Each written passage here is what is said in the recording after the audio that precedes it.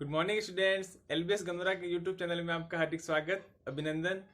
पिछली क्लास में हमने बात किया था कि जनसंख्या का वितरण जो है वो भारत में किस तरीके से अलग अलग भागों में विभाजित है। जैसे कि हम उत्तरी भारत की बात करते हैं, दक्षिणी भारत की बात करते हैं, पूर्वी भारत की बात करते हैं और पश्चिमी भारत की बात करते हैं, तो सभी का जो एस्पेक्ट आया था मुख्य रूप से हमें दो एस्पेक्ट मिले थे। एक तो जो जनसंख्या के वितरण को प्रभावित करने वाले कारक है, उसमें पहला है भौतिक कारक और दूसरा है मानवीय कारक। तो भौतिक जो कारक है उन कारकों की हमने विस्तृत चर्चा की थी, जिसमें मैंने बताया था कि उसमें ऊंचाई, धरातल, उसकी जलवायु, वर्षा, मिट्टी, सारे जो भौतिक एस्पेक्ट है वो कहीं ना कहीं हमारी भारत की जो जनसंख्या और जनसंख्या को प्रभावित करते हैं। एग्जाम्पल के लिए मैं बात करता हूँ कि जम्मू कश्मीर में जब हिम चादर है यानी कि हिमाद्री है, वहाँ पर बर्फ ज़्यादा पड़ती है, तो वहाँ पर उच्च प्रदेशों में लोग विरल जनसंख्या घनत्व पाया जाता है। जबकि यहाँ पश्चिमी राजस्थान की बात करें, मरुस्थलीय भागों में, तो वहाँ पर रेत की अधिकता के कारण वहाँ पर जन बसाव कम है। वही हम मैदानी भागों की बात करते हैं, उत्तर प्रदेश है, बिहार है, पश्चिमी राजस्थान, पूर्वी राजस्थान है, पंजाब है, तो वहाँ की जो उपजाऊ मैदानी भागों में सारी चीजें मिल पाती, क्योंकि भारत एक कृषि प्रधान देश है। तो कृषि प्रधान देश होने के कारण जनसंख्या का बसाव इन मैदानी भागों में सबसे ज्यादा पाया जाता है। दक्षिण भारत की बात करते हैं हम, तो तटीय भागों में और यहाँ पठारी भागों में भी जनसंख्या घनत्व जो है वो एक सामान्य रूप में देखा जाता है। तो जनसंख्या घनत्व जो प्रभावित करने वाले कारक है वो भौतिक कारक है, और भौतिक कारकों को मैंने विस्तृत चर्चा कर दी थी। आज हम बात करेंगे कि जनसंख्या वितरण को प्रभावित करने वाले मानवीय कारक कौन कौन से हैं। तो मानवीय कारक की बात करते हैं तो इसको हमने राजनीतिक कारक, सामाजिक कारक, सांस्कृतिक कारक, आर्थिक कारक, ऐतिहासिक कारक और जनांकीय कारकों में विभाजित किया है। अब राजनीतिक कारक की बात करें तो राजनीतिक कारक को फिर हमने वापस डिवाइडेशन किया है। राजनीतिक सुरक्षा, राजनीतिक व्यवस्था, आवास प्रवास नीति, प्रशासनिक नीतियां, विदेश नीति, राजनीतिक स्थिरता। इसी अनुरूप सांस्कृतिक कारक की बात करते हैं तो सांस्कृतिक कारक में सांस्कृतिक परिवर्तन, सांस्कृतिक संगठन, सांस्कृतिक संरचना, सांस्कृतिक प्रथाएं, रीति रिवाज, सांस्कृतिक उत्प्रेरणा, शिक्षा व चिकित्सा। सांस्कृतिक सामाजिक कारक सांस्कृतिक कारक की बात करते हैं तो ये सांस्कृतिक प्रसार, सांस्कृतिक संक्रमण, सांस्कृतिक मूल्य, सांस्कृतिक प्रतिमान, सांस्कृतिक हास, धार्मिक मान्यता है। फिर इसी अनुरूप आर्थिक कारकों की बात करते हैं तो आर्थिक कारक को जो प्रभावित करने वाले महत्वपूर्ण एस्पेक्ट्स है वो कृषि, उद्योग, परिवहन, व्यापार, तकनीकी ज्ञान, संचार के साधन और व्यवसाय। इसी अनुरूप ऐतिहासिक कारकों की बात करते हैं तो जो युद्ध हुए हैं वो भी जनसंख्या के घनत्व, जनसंख्या वितरण को प्रभावित करने वाले कारक है। प्राचीन सभ्यता स्तर, ऐतिहासिक जड़ता। और जनांकीय कारक जो होते हैं वो एक तो है मनोवैज्ञानिक कारक और एक है अन्य कारक। तो इस अनुरूप हमने एक एक करके आज राजनीतिक कारक में कौन से, सामाजिक, सांस्कृतिक, आर्थिक, ऐतिहासिक कारक की चर्चा करेंगे। तो सबसे पहले हम बात करेंगे राजनीतिक कारकों की। उसमें पहला है राजनीतिक सुरक्षा। विद्यार्थियों, जैसे ही हम किसी प्रदेश विशेष की राजनीतिक मंथन करते हैं राजनीतिक सुरक्षा को लेकर, तो वहाँ की जनसंख्या, कोई भी लोग जैसे युद्ध, बाहरी देश का आक्रमण हुआ है या ऐसा कोई होता है, तो वहाँ पर राजनीतिक सुरक्षा का सबसे पहले ध्यान रखा जाता है। जैसे कि दिल्ली में कोई ऐसा राजनीतिक प्रपंच चाहे जाता है, जैसे कि चुनाव का माहौल है, तो चुनाव के माहौल में राजनीतिक जो दल है वो कहीं ना कहीं अपनी सिक्योरिटी चाहते हैं। चुनावी माहौल में जैसे रैलियां चलती है तो उसके दरमियान कई बार राजनीतिक व्यवस्था को एक जनसंख्या को मतलब कंट्रोल करने के लिए राजनीतिक सुरक्षा बल जो है वो सबसे ज्यादा लगाना पड़ता है। कहने का अर्थ ये है कि राजनीतिक जो नेता है, राजनीतिक प्रपंच है, एक तरीके से वो जनता को एक नियंत्रित करने के लिए एक अपना राजनीतिक व्यवस्था को बनाए रखने के लिए राजनीतिक सुरक्षा बल को सबसे ज्यादा बल देता है। तीसरा है आवास प्रवास की नीति। अब राजनीतिक जो, जैसे कि अभी वर्तमान में प्रधानमंत्री आवास योजना चल रही है पूरे भारत में, तो राजनीतिक जो दल है वो सरकार में, सत्ता में वापस आने के लिए अनेक प्रकार की आवास प्रवास की नीति अपनाते हैं। एक ये है, और दूसरा ये है कि अपने देश में, अपने बॉर्डर पर कोई दूसरे लोगों का आक्रमण, दूसरे लोगों का निवास नहीं हो, ये भी एक सरकार की पॉलिसी होती है। एग्जाम्पल के लिए मैं बात करूं, बांग्लादेश के जो लोग हैं रोहिंग्या, उसको रोकने के लिए जो ममता बनर्जी सरकार पश्चिम बंगाल में है वो कई तरीके से उसको रोकने का प्रयास करती है, लेकिन कहीं ना कहीं मिलीभगत जुगत होने के कारण वो लोग जो है वो गोपनीय रूप से भी भारत में प्रवेश करते हैं, और प्रवेश करने के दौरान यहाँ पर व्यापार, वाणिज्य और आर्थिक गतिविधियों के अनुरूप होते हैं। कई बार तो नक्सलियों का जो प्रभाव होता है वो भी एक तरीके से आवास प्रवास की नीति के अनुसार सरकार के अंतर्गत आता है। जैसे हम पाकिस्तान की बात करते हैं तो पाकिस्तान में एयर स्ट्राइक किया गया, मोदी सरकार द्वारा सर्जिकल स्ट्राइक किया गया, तो उसके पीछे जो मुख्य कारण है वो कहीं ना कहीं आवास प्रवास की नीति को लेकर है। भारत की जो राजनीतिक सुरक्षा को ध्यान में रख के हम, जैसे कि हमारी प्राकृतिक सीमा बनाई गई है या रेड क्लिफ रेखा बनाई गई पाकिस्तान के बॉर्डर पर, तो वो राजनीतिक सुरक्षा को ध्यान में रखते हुए बनाई गई। क्योंकि भारतीय, जैसे कि अभी यूएसए में हम बात करते हैं पूरे विश्व में, यूएसए में HB1 वीजा जो है वो एक तरीके से रद्द करने का प्रयास किया जा रहा है ट्रम्प सरकार के द्वारा। तो वो उसका जो मुहिम ये है कि वापस वो ट्रम्प जो महोदय हैं वो वापस सत्ता में आना चाहते हैं। अमेरिका वासियों के, जैसे कि हम यहाँ किसी भी देश का जो नेता है वो वहाँ के लोगों के लिए अगर ऐसी ऐसी सुविधाएं उपलब्ध कराता है जो बाहरी लोगों की नहीं है, तो ऑब्वियसली उसको लाने का प्रयास किया जाता है। एक ये राजनीतिक प्रपंच है, एक मंत्रणा है जो वापस सत्ता में आने के लिए किया जाता है। तो राजनीतिक जो आवास प्रवास की नीति है वो ये है कि अब जैसे कि किसी देश में, मैं यूएसए का उदाहरण लूंगा, विश्व का सबसे शक्तिशाली देश रहा है। तो यूएसए में जैसे ही ट्रम्प सरकार में आए, सत्ता में आए, तो उन्होंने मेक्सिको की जो सीमा थी वहां पर मेक्सिको को आवाजावन के लिए एक निश्चित पॉलिसी बना दी कि अगर आप व्यापार करते हो, वाणिज्य करते हो या आर्थिक क्रियाकलाप करते हो तो आपके लिए ये चीज रहेगी। वीजा में एक फिक्स डायरेक्शन देना पड़ता उनको, इस बार मेक्सिको की सीमा पर उसने बना दिया। तो ये जो आवास प्रवास की नीति है वो कहीं ना कहीं देश में जो जनसंख्या है उस जनसंख्या को नियंत्रित करने के लिए ही की जाती है। अगला है प्रशासनिक नीतियां। प्रशासनिक नीति का संबंध जो है वो आवास प्रवास की नीतियों से ही है, क्योंकि प्रशासनिक जितने भी सेवक होते हैं किसी भी देश में, वो जितनी भी नीतियां बनती हैं सरकार की, वो सभी वो स्टडी करते हैं, एक सर्वे करते हैं। सर्वे के आधार पर किसी देश में, किसी क्षेत्र में, जैसे में कि मैं बात करूं उत्तर भारत की या दक्षिण भारत की या पूर्वी भारत या मध्य भारत की, तो उस भौतिक एस्पेक्ट का, भौतिक पक्ष जो है उसको लेते हुए वहां की जनसंख्या की पॉलिसी बनती है।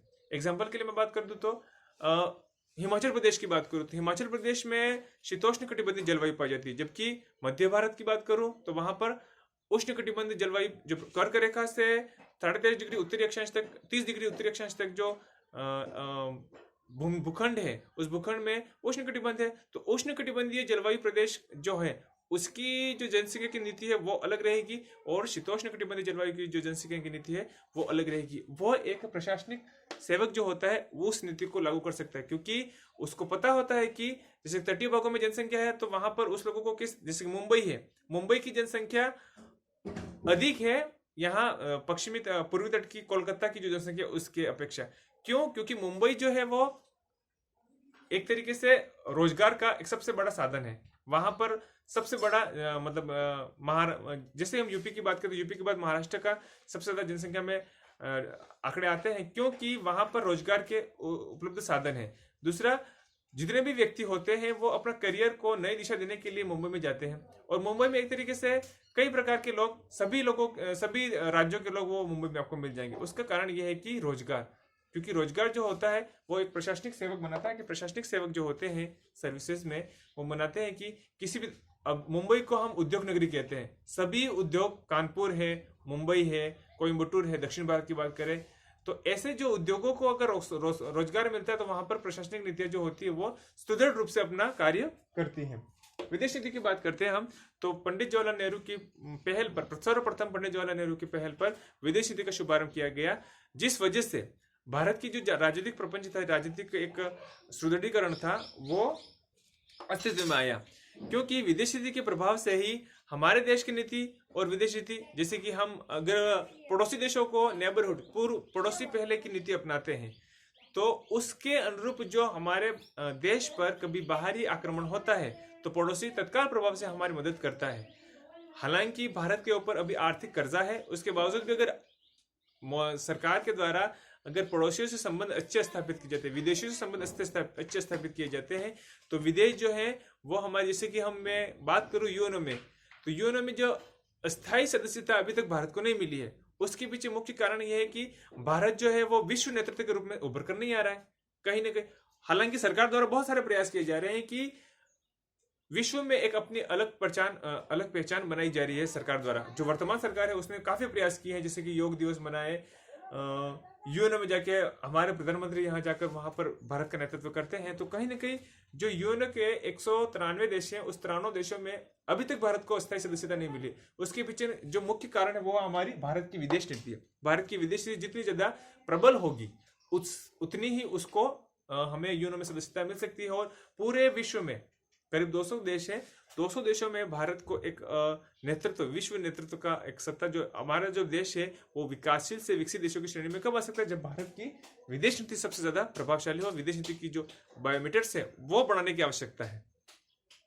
राजनीतिक स्थिरता, कई बार राजनीतिक स्थिरता का मुख्य कारण यह है कि जब व्यक्ति मतलब कहीं से कोई मिलता नहीं है, किसी प्रकार का कोई प्रलोभन या लाभ नहीं मिलता है, जो भी नीति बनाई जाती है, तो उस समय राजनीतिक स्थिरता, संतुलन जो होता है वो स्थिर हो जाता है, जिसमें न तो हम विकास कर पाते हैं और न ही हम विकास को अवरुद्ध करते। एक तरीके से विकास जो होता है वो रुद्ध हो जाता है, जिसमें हम राजनीतिक स्थिरता कहते हैं।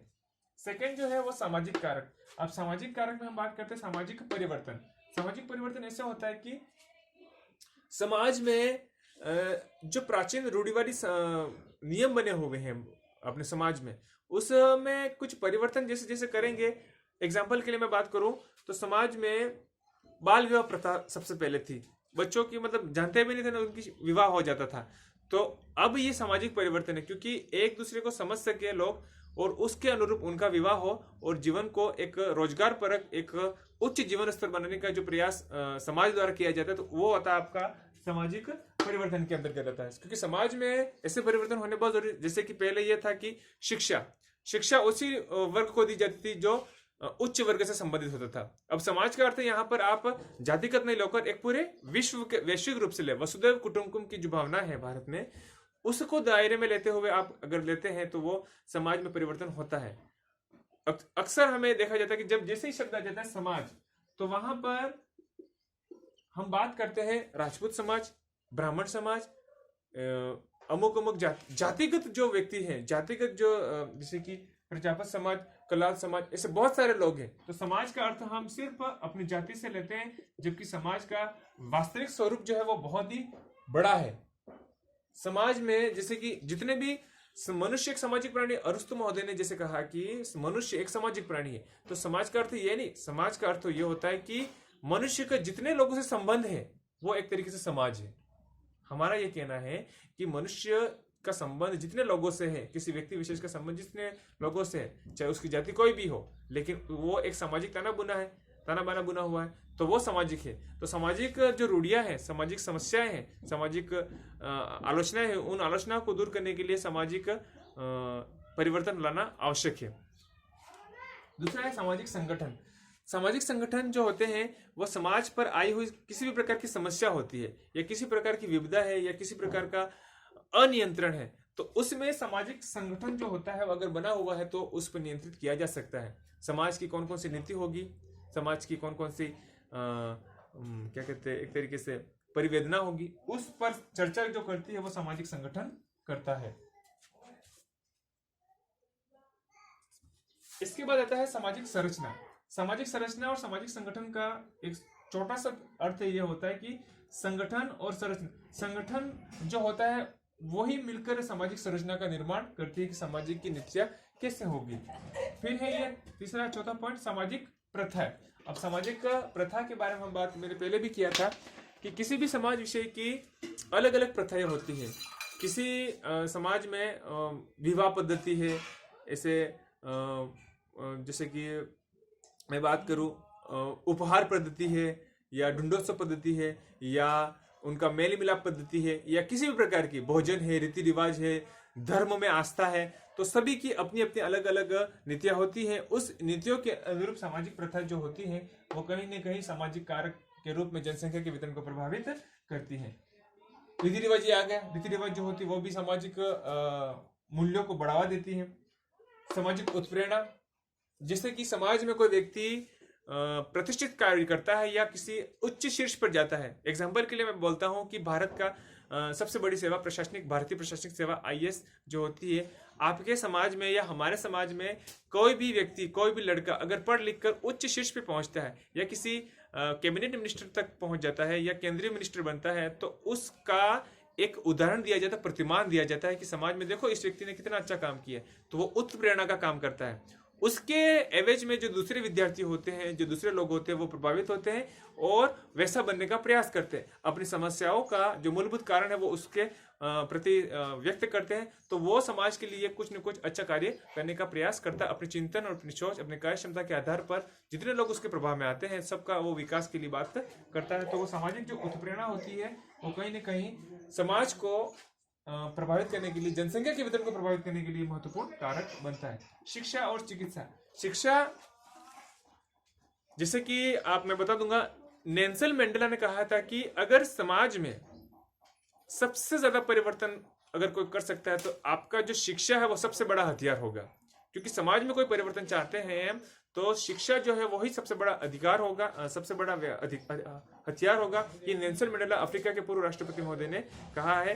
तो शिक्षा जो है, शिक्षा ही, जैसे कि हमारे प्रोफेसर आईवी कैलाश चौधरी ने भी कहा था कि किसी भी प्रकार का अगर आप परिवर्तन चाहते हैं तो शिक्षा सबसे बड़ा मुद्दा रहेगा आपके जीवन में। शिक्षा ही वे ऐसी चीज है जो सबके जीवन को बदल सकती है, समाज को बदल सकती है। अगर शिक्षा नहीं है तो वो शिक्षा के प्रभाव से चिकित्सा भी व्यक्ति के नहीं हो पाती। एक रिपोर्ट के अनुसार जो भारत की औसत आयु दर है वो मात्र 65 वर्ष है। इसका मुख्य कारण यह है कि शिक्षा नहीं मिल पाती, चिकित्सा का प्रभाव उसके ऊपर पड़ता है। अगला बात करते हैं हम सांस्कृतिक कारक। तो सांस्कृतिक कारक में सांस्कृतिक प्रसार की बात करते हैं।